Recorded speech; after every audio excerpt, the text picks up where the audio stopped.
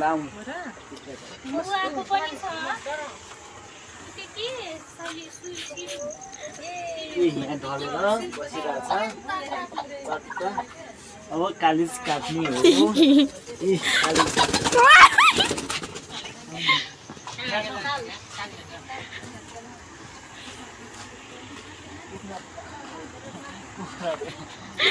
पानी तात्थ्यो कि तात्थेन कहाँ काट्ने हो ठाउँै छैन अलि नजिक लिएर आउनु ल कुखुरा काट्ने के यसको त पुरै ठाउँै काटिदिएछ नि किन हो ए टोक्छ भनेर हो भाले हो कि खानुपर्छ मासु ओइ ओइ के हो रगतै रगत बनाइदिएछ त भयो चल्यो आइयो अफ गर्नु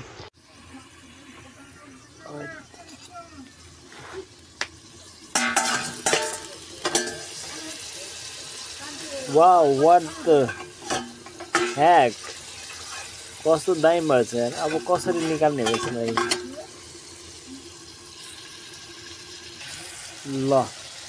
अब चट्ट पाक्दैछ है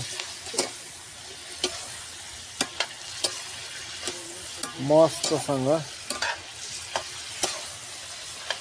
ल पाकिरहेको अवस्थामा तेरिका आगो पनि कति तातो भएछ त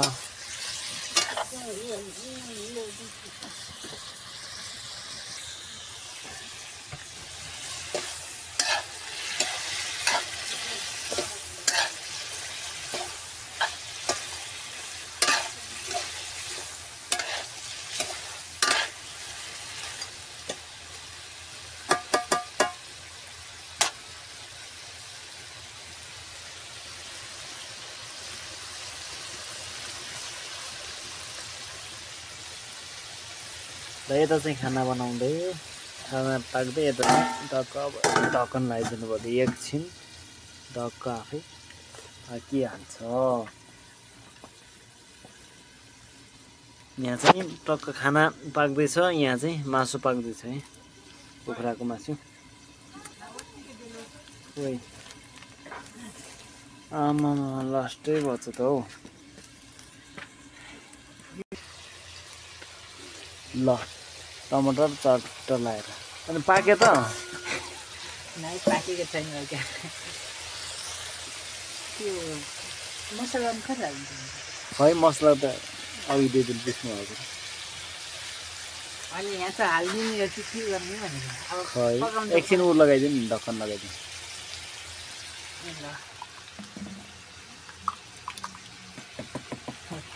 ल मसला ढक्कन लगाएर राखिदिउँ अनि भइहाल्छ कि धेरै आगो बलेछ त नि यहाँ त है तेरिका के डढे क्या हो ओहो नि आराम ल मासु खाना हो मासु मनपर्छ कि नै तिमीलाई मनपर्छ काँचै खाइदिन्छौ मासु मनपर्छ यिनी चाहिँ हाम्रो आरब भाइ हो क्या ऊ आरब तिमी स्कुल गएको किन आज गएको कतिमा पढ्ने युकेजीमा कहाँ पढ्ने तिमी ए ल राम्रो भएछ आरब पनि खतरा मोबाइल रहेछ नि त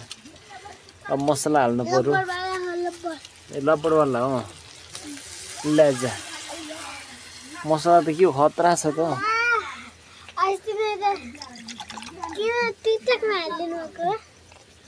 के हालेको र तिम्रो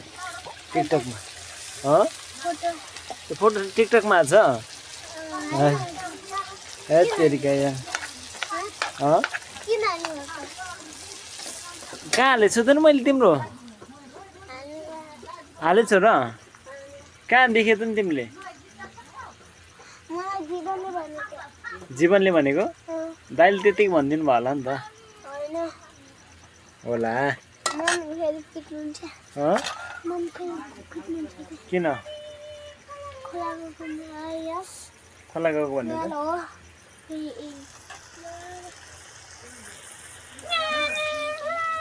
खोला गएको भनेर पिट्नुहुन्छ मम्मीले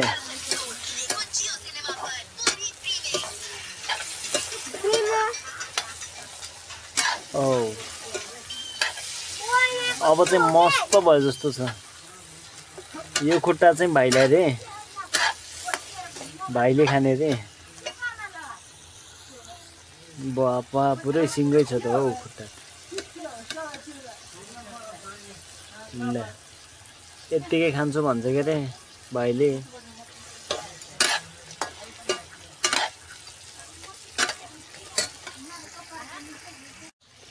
बल्ल खाम खाम जस्तो देखिएको छ है यस्तो छ ओ खै मासु खाम एउटा चट्ट लगाएर भान्से भएपछि कता